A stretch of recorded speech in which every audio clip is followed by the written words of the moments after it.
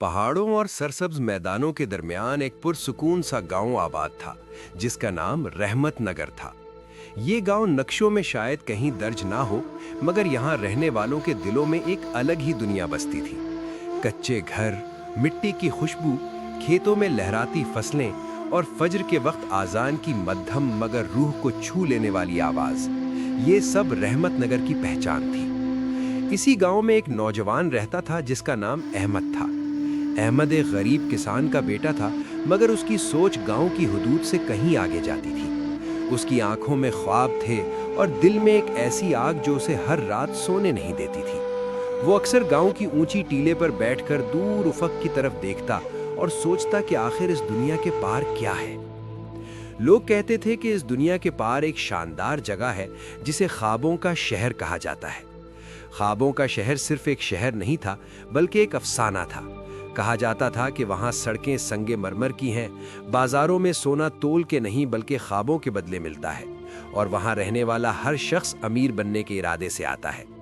मगर ये भी मशहूर था कि ये शहर हर किसी को कबूल नहीं करता, और जो इसके उसूल ना समझे वो बर्बाद हो जाता है। रहमत नगर में एक दिन एक बूढ़ा मुसाफिर आया। उसकी दाढ़ी सफ़ेद, कपड़े गिर्द आलूद और आंखों में अजीब सी चमक थी।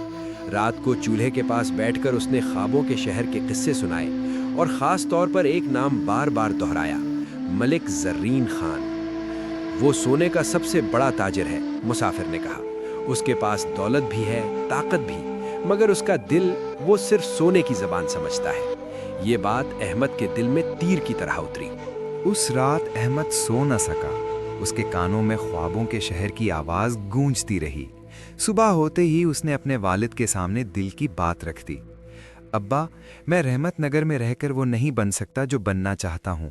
मैं ख्वाबों के शहर जाना चाहता हूँ। वालिद ने बेटे को गौर से देखा। उन आँखों में वही चमक थी जो कभी उसके अपने जवानी के दिनों में हुआ करती थी। उसने आह भरी और कहा, बेटा, शहर इंसान को आजमाता है। अगर तुम गए तो याद रखना, रिस्क हलाल, सच्चाई और सब्र को मत छोड़ना। सोना अगर दिल पर चढ़ जाए तो इंसान अंधा हो जाता है। माँ ने खामोशी से एक छोटी सी पोटली दी जिसमें चंद रोटियां और एक तस्बीह थी। ये दुआ है, उसने कहा, शायद शहर में काम आ जाए।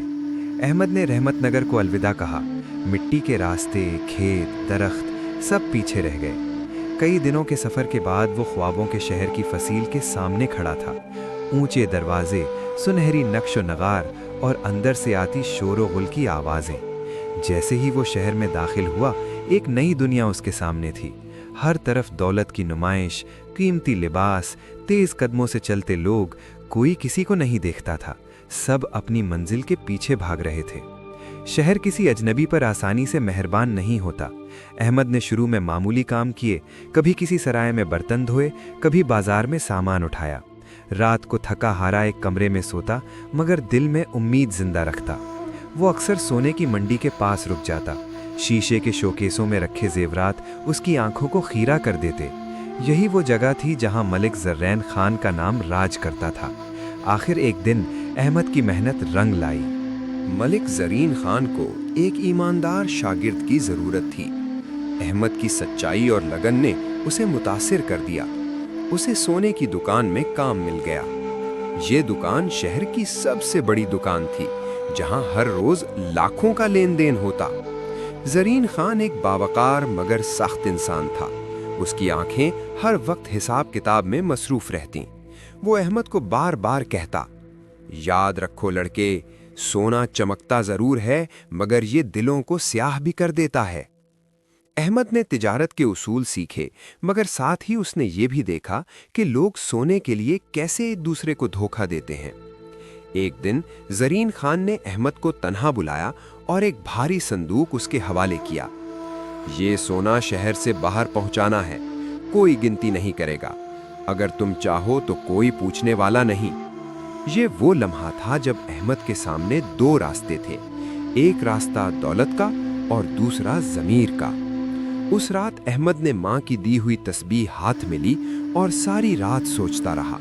आखिर उसने फैसला कर लिया, अंजाम और सबक। अहमद ने संदूक सही सलामत पहुंचा दिया। ज़रीन खान ने जब ये देखा तो पहली बार मुस्कुराया। آج تم نے ثابت کر دیا کہ تم سونے سے زیادہ قیمتی ہو۔ وقت گزرتا گیا، احمد نے ایمانداری سے تجارت سیکھی اور ایک دن اپنی الگ پہچان بنا لی، مگر اس نے خوابوں کے شہر میں رہنے کے باوجود رحمت نگر کو نہیں بھلایا۔ کچھ سال بعد وہ واپس اپنے گاؤں لوٹا، دولت کے ساتھ نہیں بلکہ عزت، تجربے اور علم کے ساتھ۔ رحمت نگر کے لوگ آج بھی کہتے ہیں، اصل سونا وہ ہوتا ہے جو انسان کے کردار میں چمکے۔ ویڈیو کے آخر میں چینل کو لائک، شیئر، سبسکرائب لازمی کریں۔